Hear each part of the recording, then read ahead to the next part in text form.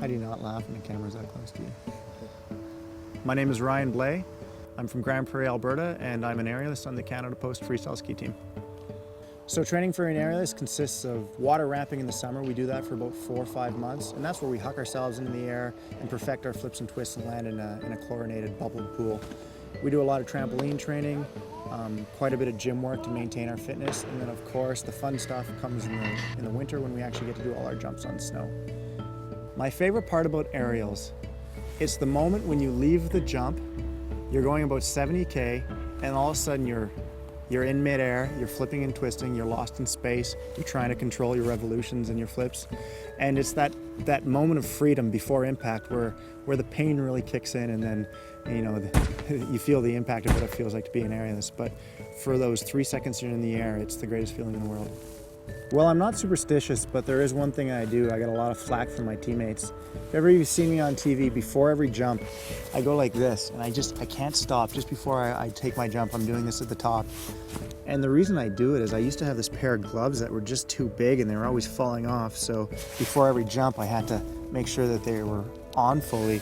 And it's turned into, I guess, almost this superstitious thing that I cannot turn my skis in towards the jump until I've done this a few times.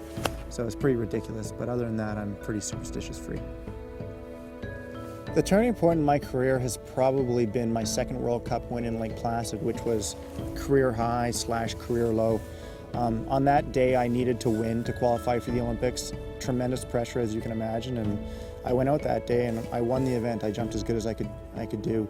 My teammate Jeff Bean was right behind me with a second place, and he got the last Olympic spot. So it was heartbreak, and in that moment there was just so much soul searching. Do I want to put myself through the risk and the pain of failure again for 2010? And for me, it was a clear answer. As painful as missing the Olympics in 2006 was, I think the reward of standing on the podium in 2010 far outweighs any pain that I might feel if things don't go my way.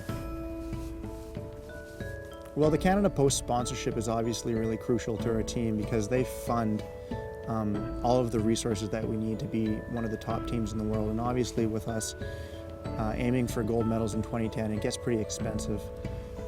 But on the other side, they're just a great company, and they're so behind us. Forget about the funds they give the team. They're really behind us on a personal level. We've built a personal relationship with the Canada Post staff, and when they come to our events, the thing you see most is Canada Post people cheering us on, and when we crash, they share our disappointment. When we're on the podium, they share our excitement, and that's something that's great. I fell in love with the Olympics probably as a 12-year-old. I remember watching Summer Olympics, watching sprinters and thinking, wow, wouldn't it be amazing to be the fastest runner in the world? And obviously that's never going to be me.